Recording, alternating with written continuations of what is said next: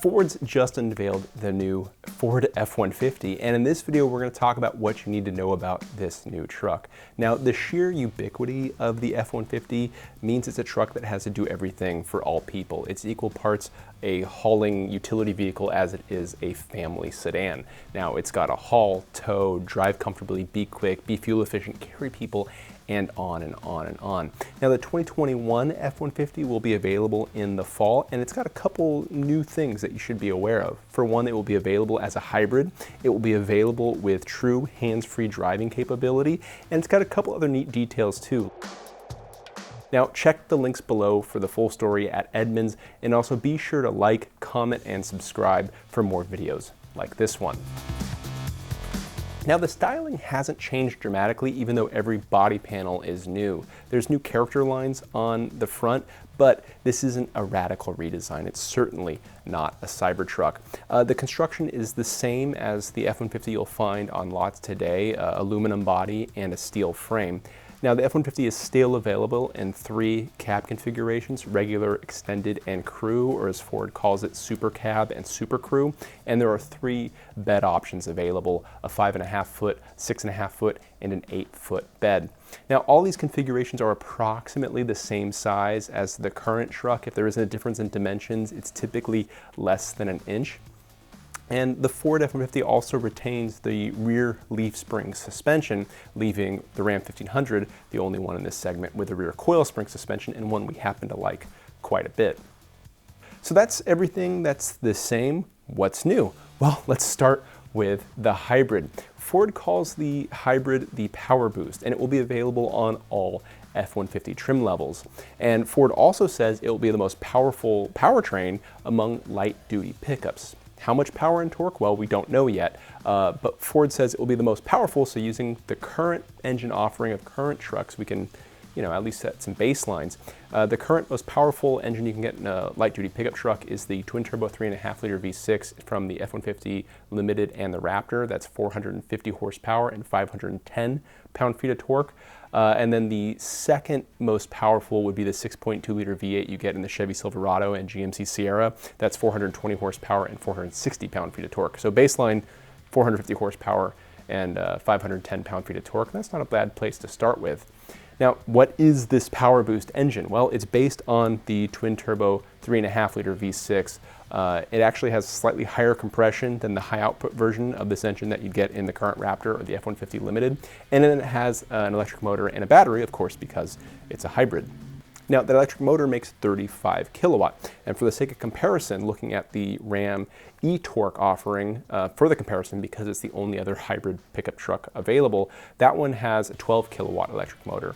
So the one in the F-150 is certainly more powerful. That said, don't expect things like a significant EV range out of the Power Boost F-150. Think of it more as something that will assist with low-speed operation, allowing the engine to be off longer, doing the torque fill so electric motor can supply torque while the engine power band gets up to steam. And it's something that enables quicker acceleration, smoother acceleration potentially, more fuel economy, and more range. Speaking of, Ford says it's targeting 700 miles on a single tank with regard to range, which is pretty cool. And then the max towing capacity will be 12,000 pounds when the truck is properly configured for towing. Now, what about the other engines? Most of them just carry over. You get the base 3.3-liter V6, you get a turbo 2.7-liter V6, like the one we had in our long-term F-150. You get a non-hybrid but twin-turbo 3.5-liter V6, and you also get a 5-liter V8 and the 3-liter Power Stroke turbo diesel that returns too. Now, we don't know the power or torque ratings or fuel economy for any of these engines yet, but we do know that each one will be mated to a 10-speed automatic transmission. That one continues, and the 6-speed automatic does not. The other big news is hands-free driving. And yes, the Ford F-150 will offer hands-free driving, much like the Ford Mustang Mach-E does. Ford calls it Active Drive Assist, and here's what you need to know about it. It's true hands-free driving. Whereas in Tesla Autopilot, it requires you keep your hands on the wheel to make sure that you're still paying attention. Ford's system is much like Cadillac's Super Cruise system in that it monitors your attention with cameras. In the Ford's case, it looks at your eyes and it looks at your head to make sure that you're still looking forward. And once it registers you are paying attention, you get access to that hands-free driving with some limitations. Like Cadillac Super Cruise, you can only use it on preset freeway. And Ford says at the time of launch, there will be over 100,000 miles of divided highway where you can use this system on, and you can assume that list or that number will grow too as time goes on. So the active drive assist sounds like a really neat feature, but the way Ford's implementing it is interesting. So when the F-150 goes on sale, you can buy a hardware prep kit that you option with the truck. And then once the software is available, I hear sometime next year, you will pay to have that software delivered in an over-the-air update. So you pay for the hardware and then you pay for the software when it's available. Ford hasn't said how much, but it says it will be competitive with other offerings out there. Now, if that's making you scratch your chin wondering why that's going on, just remember this is something Tesla's been doing for a long time. Tesla includes autopilot with all of its vehicles, but full self-driving capability is an option that costs thousands of dollars that thousands of people have been paying for years without the feature being available, and who knows when it will be. So it's something that appears to work for Tesla, and we're sure that once the technology is out and proven, it will be something that people maneuver to or come to for Ford. Now, I mentioned over-the-air updates, and yes, the F-150 will be configured to receive over-the-air updates like the Mustang Mach-E and, of course, Tesla, obviously. Now, these updates encompass far more than just the entertainment system. Ford says it's bumper to bumper. It can do things like help with preventative maintenance and potentially add features that didn't exist when the truck was new. We're going to be eager to test this out and see how it works during ownership and see if it reaches the level of capability we've come to expect from Tesla. So you can bet we'll have an F-150 in our long-term fleet to evaluate it. Now let's talk about the beds. All three bed sizes are the same volume in cubic feet, so that means they're about the same size as what you can get in a Ram, except for the 8-foot bed, which isn't available in the Ram. And that leaves the Chevy Silverado advertising the most cubic volume of storage in its beds. Now, the F-150's tailgates has a couple nice additions. One is cleats on the tailgate that act as additional tie-down spots, also work as bottle openers, which is pretty neat. And the optional tailgate work surface adds a couple new things in that area too, like integrated rulers or spots to put drinks, phones, pens, and tools and whatnot. Now, when it comes to the interior, the Ram 1500 set a new expectation for what interior quality should be in a full-size pickup, and it's one we've been eager to see Ford and Chevy step up to. Now, Chevy hasn't, but Ford looks like it has with this new F-150. I'm going to start with the screen because that's such a major part of the Ram. The base F-150 screen is 8 inches, but you can option a 12-inch screen, and Ford says that will account for half of all F-150s.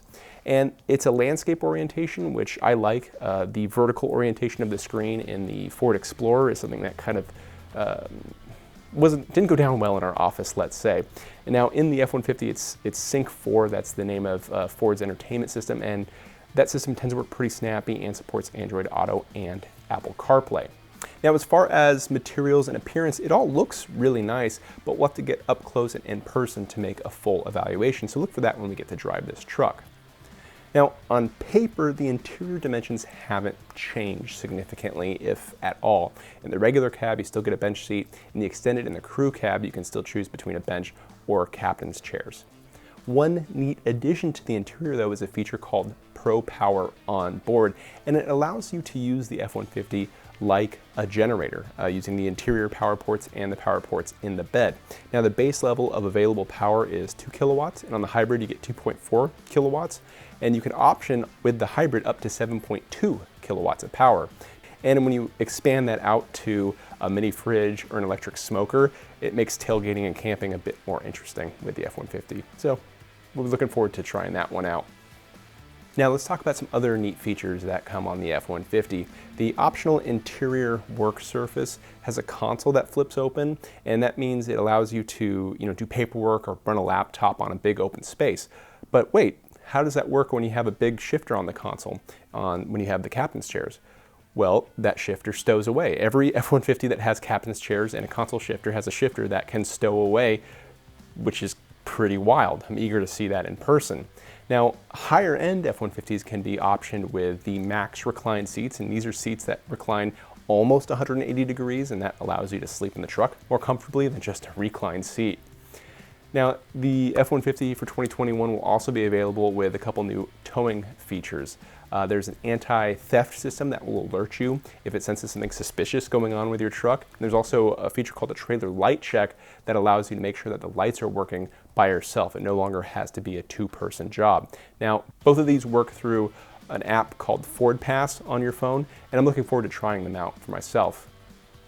Now, lastly, there's an available locking storage compartment for underneath the rear seat, and it runs the width of that seat, and that's going to be a really nice addition for people who need to store their valuables or need secondary locking inside of a locked cab to store their valuables. So fishers or hunters, I think, are really going to appreciate this. And if you're worried about the hybrid, where does that battery go? Rest assured it doesn't take up space that lockbox would. They've stored it in a way where it doesn't affect interior space at all. Now that's what we know about the 2021 F-150, and we look forward to evaluating it later this year. We'll report on pricing and fuel economy and all that other stuff when we know about them. And the same goes for the Raptor and EV F-150, which are coming for sure. We look forward to seeing how they shape up. Now, thanks for watching. Make sure to subscribe for more and visit Edmunds.com for all your truck, SUV, and car shopping needs.